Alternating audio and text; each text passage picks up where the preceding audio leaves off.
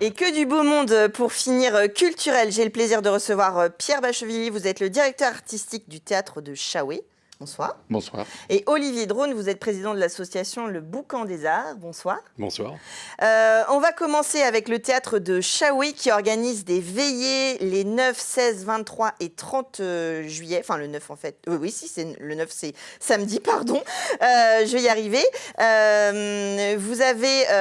Vous organisez des veillées dans différents lieux, des soirées assez proches des spectateurs, dans l'idée d'un échange entre les artistes et le public. C'est ça. L'idée première des veillées, c'est de sortir le théâtre de ses murs et d'aller dans différents quartiers d'Allonne pour proposer des spectacles, pour proposer des banquets, tout un tas d'animations, enfin de la convivialité en famille. Voilà.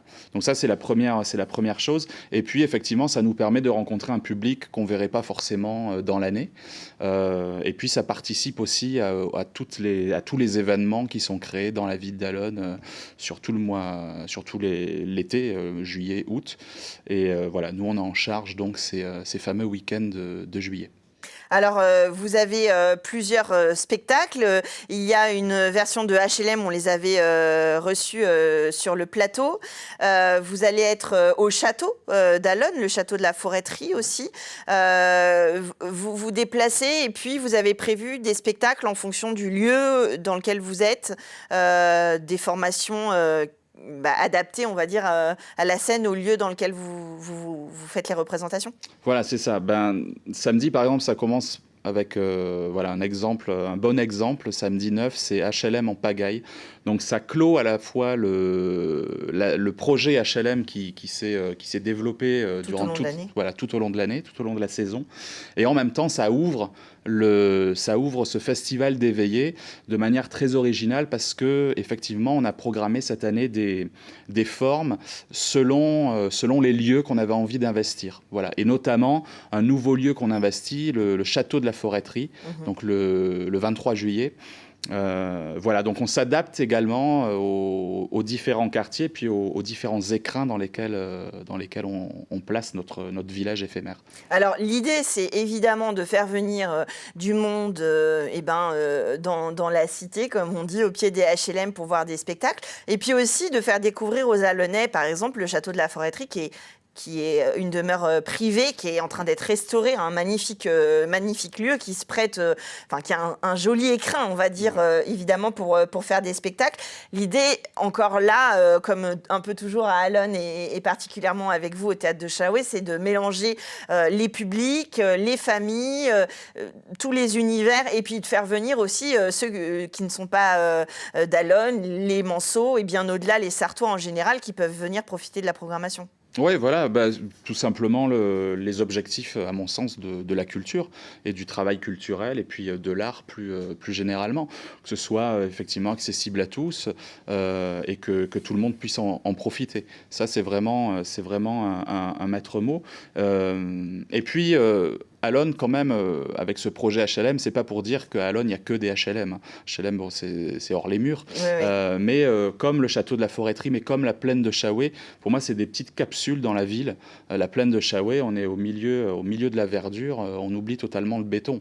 Donc voilà, il y a plein de petits endroits comme ça, de petits écrins qu'on essaye d'investir petit à petit au fil des éditions de ces veillées. Alors normalement, on a réussi à convaincre le public d'LMTV puisque votre programmation est souvent mise à l'honneur dans l'émission puisque justement, vous vous efforcez de faire venir différents styles, différents événements, etc. Ces soirées, il faut réserver sur le site du Théâtre de Chaoué pour participer. Comment on s'organise pour s'éveiller, pour venir en famille? On prend les places à l'avance. Au niveau des jauges, comment vous vous organisez? Comme pour n'importe quel spectacle, on peut réserver. On peut venir aussi sans réserver. Alors, il y a certains spectacles qui sont à jauge réduite. Oui. Donc voilà, faut être méfiant. Vaut mieux réserver, évidemment. Mais sinon, voilà, au détour d'une balade ou d'une envie de venir nous rencontrer ou voir un spectacle, je pense qu'il y aura de la place pour tout le monde. On peut réserver également. On organise en amont des représentations, des banquets à 19h30. Donc tous les samedis, des banquets, voilà, partagés avec toutes ceux et celles qui souhaiteraient venir. C'est 2 associations qui vont faire à manger avec des bénévoles également, l'association Se Nourrir Ensemble et Fleur des Îles. Voilà, donc effectivement, on peut venir, on peut réserver, oui, ou tout simplement venir sans réservation. Finir par se dire qu'est-ce qu'on fait ce soir, et bon, on va se faire une petite veillée organisée par le théâtre de Chaouet à Allonne. La culture, c'est ça aussi, cet échange-là. Vous l'avez fait avec le projet Hors les murs HLM, qui était participatif, qui s'est intégré dans la ville tout au long de l'année.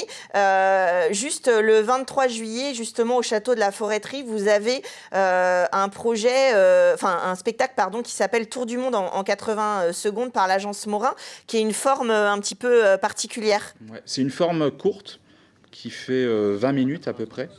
Assez loufoque, assez absurde, barré. Voilà, et donc on propose plusieurs créneaux ce jour-là. Ils vont jouer, c'est de 17h à 20h, enfin je ne veux pas dire de bêtises. On va sur le théâtre de Chaouet où on récupère le programme. En tout cas, il y a différentes formes de représentation que vous pouvez retrouver tous les samedis à Allonne, comme vous l'avez compris, avec le théâtre de Chaouet, en attendant de les retrouver pour la saison prochaine.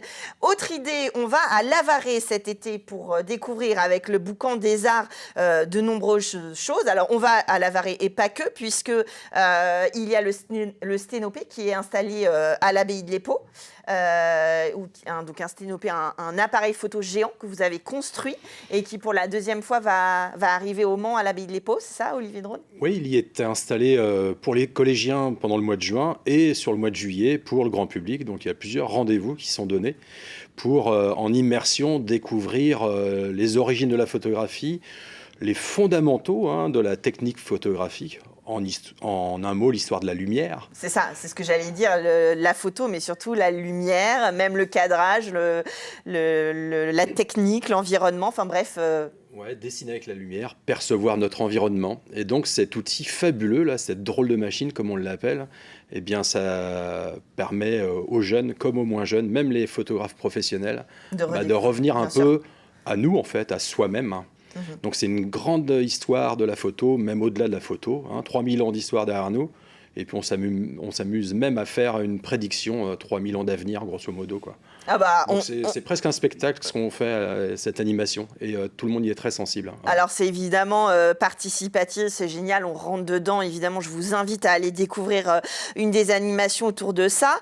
Il y a aussi votre Artothèque qui a été lancée, donc je rappelle c'est comme une médiathèque, une bibliothèque, là ce sont des œuvres d'art que vous pouvez emprunter pour exposer dans votre entreprise, chez vous, bien sûr acquérir au fil de l'eau.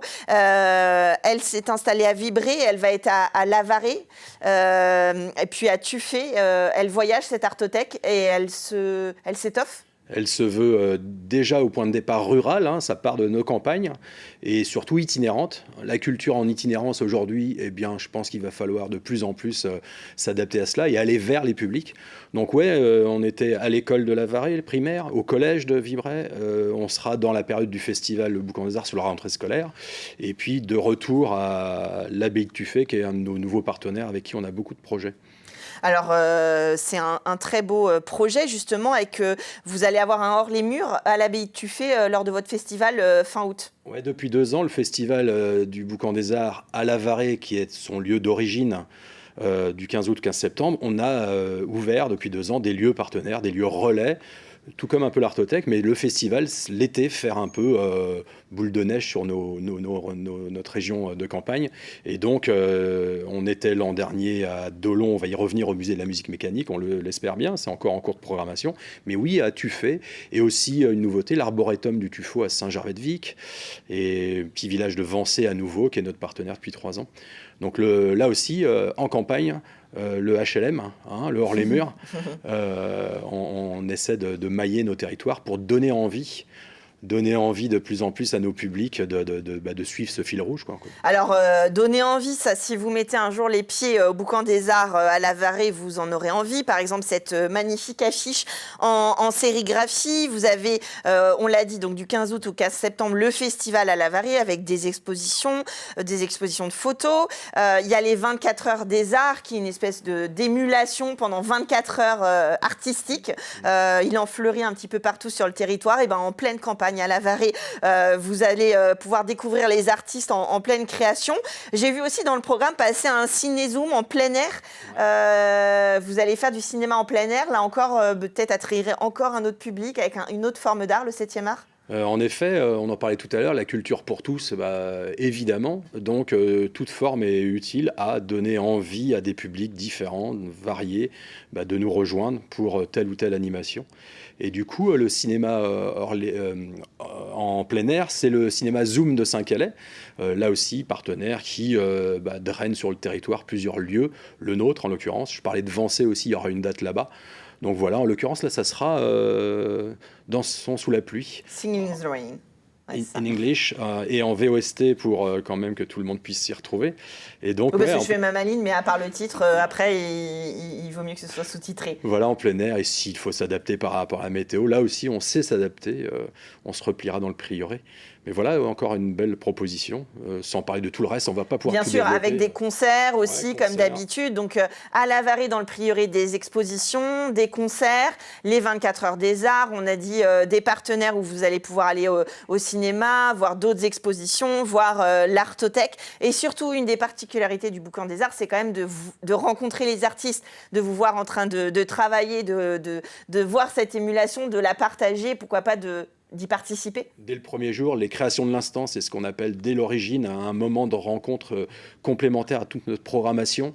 Eh bien, ceux qui n'ont pas été retenus pour cette édition, eh bien, ils viennent quand même. Et sur la journée d'ouverture, on les accueille, on met à leur disposition le matériel nécessaire et on crée des ateliers, on expose aussi leurs œuvres, ils rencontrent le public, on a les pique-niques partagés, le public adore déjeuner avec les artistes. On a aussi un dîner insolite, ce sera sur le coup du 3 septembre, je pense, avec des artistes au milieu des expositions, un restaurant éphémère et avec une cuisine de qualité.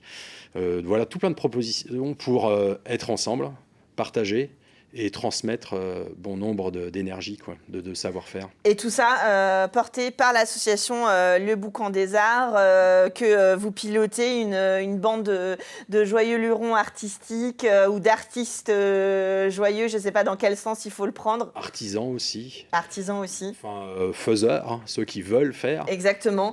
Faire de l'art et le partager avec le plus grand nombre et puis ouvrir, regarder et aller voir un peu partout sur le territoire. Ce partage-là, il est un peu tout le temps, mais particulièrement du 15 août au 15 septembre à La Varrée. On va sur le site du Boucan des Arts, où on redécouvre les années précédentes et puis toute la programmation au fil de l'eau. Plus les réseaux sociaux, voilà. Bien sûr, on suit le Boucan des Arts sur Instagram, sur Facebook, sur le site internet. Mais le mieux, c'est quand même d'aller les voir en vrai, aller déjeuner avec eux, dîner avec eux, aller voir une exposition, profiter d'une séance de cinéma, d'aller faire de la sérigraphie, de l'atelier, de la peinture, de l'écriture, de la reliure, je ne sais quoi encore, découvrir votre territoire, parce que je suis sûre qu'il a cité un des villages à côté duquel vous habitez, vous, chez vous, derrière votre télévision. Donc, allez les rencontrer. Merci, Olivier Drone, de nous donner toujours autant envie d'aller dans nos campagnes pour voir l'art, d'aller jusqu'à vous, parce que vous venez jusqu'à nous. Je ne sais pas si la phrase elle était claire. Et puis à Allonne avec le théâtre de Chaoué, merci à vous pour cette belle programmation des veillées les samedis de juillet à Allonne. Merci à tous les deux d'être venus nous en parler sur le plateau. On vous retrouve évidemment la saison prochaine. Et moi aussi, je vous souhaite un bel été. Profitez bien et on se retrouve à la rentrée.